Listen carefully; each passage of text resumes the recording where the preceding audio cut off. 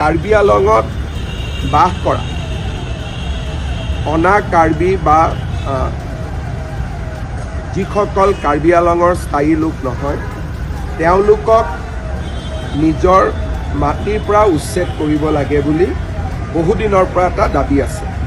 কিন্তু গুৱাহাটী উচ্চ ন্যায়ালয়ে এটা ইণ্টাৰিম জাজমেণ্ট দিছে যে বৰ্তমান আমি তেওঁলোকক এভিকশ্যন কৰিব নোৱাৰোঁ।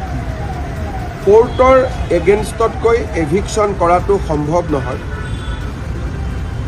কিন্তু স্বাভাৱিকভাৱে এছাম লোকে এইটো বিচাৰিছে যে ইমিডিয়েট এভিকশ্যন হ'ব লাগে। এই ক্ষেত্ৰত আমৰ অনশন কৰি আছিলে। যেতিয়া স্বাস্থ্যৰ অৱনতি ঘটিলে আমি তেওঁলোকক গুৱাহাটী মেডিকেল কলেজলৈ লৈ আহিলোঁ। তাতে এটা বাতৰি কোনোবাই উলিয়াই দিলে যে আমি তেওঁলোকক গ্ৰেপ্তাৰ কৰিছোঁ। কোনো গ্ৰেপ্তাৰ কৰা হোৱা নাই, চিকিৎসাৰ কাৰণে অনা হৈছিল। DGP তাতে আছে, ময়ো সকলোৰে লগত কথা পাতি আছোঁ আৰু যিসকল মেডিকেলত আছিলে তেওঁলোক এতিয়া ঘৰলৈকে ঘূৰি যাব আৰু মই ভাবোঁ যে বিষয়টো আমি আলাপ আলোচনাৰ মাজেৰে আমি ইয়াক নিষ্পত্তি কৰিব পাৰিম।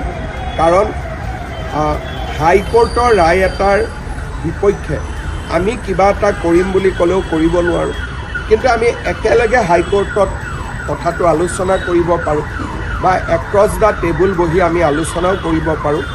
মন্ত্ৰী ৰণোজ পেগু তালৈকে গৈ আছে আৰু DGP ইতিমধ্যে তাত উপস্থিত হৈছে। মই ভাবোঁ যে ঘটনাটো আমি নিয়ন্ত্ৰণত আনিব পাৰিম আৰু পৰৱৰ্তী সময়ত যিসকলে এইটো আন্দোলন কৰি আছে তেওঁলোকৰ লগত মই নিজেও কথা পাতিম। মোৰ বিশ্বাস আছে যে আমি সমস্যাটো আলাপ আলোচনাৰ মাজেৰে সমাধান কৰিব পাৰিম। মই তাকে কৈছোঁ যে তুলিৰাম ৰংহাঙে নিজেও বিচাৰে যে আমি এভিকশ্যন কৰোঁ, কিন্তু হাইকোৰ্টৰ অৰ্ডাৰ হ'লেতো তুলিৰাম ৰংহাং নহয়, ময়ো কৰিব নোৱাৰোঁ। গতিকে যোনেই ঘৰ আক্ৰমণ কৰিছে বা থানাখনতো অলপ আক্ৰমণ কৰিব চেষ্টা কৰিছে, এইটোৱে সমাধান একো নানে। বৰঞ্চ কালি যেতিয়া হাইকোৰ্টে গম পাব যে আমাৰ অৰ্ডাৰ থকাৰ পিছতো কোনোবাই আমাৰ অৰ্ডাৰটো ভায়লেট কৰিবৰ কাৰণে জবৰদস্তি কৰিছে, তেতিয়াতো হাইকোৰ্টৰ আৰু বেছিহে খং উঠিব। সাধাৰণতে হাইকোৰ্টে কেছ দিলে, কিবা অৰ্ডাৰ দিলে আমি কি কৰোঁ?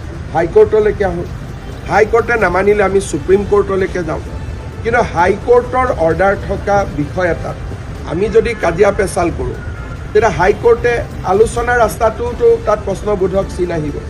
সেইকাৰণে মই ভাবোঁ যে যিসকলে এইটো কৰিছে তেওঁলোকে হয়তো কথাটো ভালকৈ বুজা নাই বা হাইকোৰ্টৰ জাজমেণ্টটো দেখা নাই। এতিয়া DGPয়ে তেওঁলোকৰ লগত কথা পাতি আছে, ময়ো কথা পাতি আছোঁ। মই ভাবোঁ যে ৰাতিৰ ভিতৰতে পৰিস্থিতি নিয়ন্ত্ৰণত আহিব।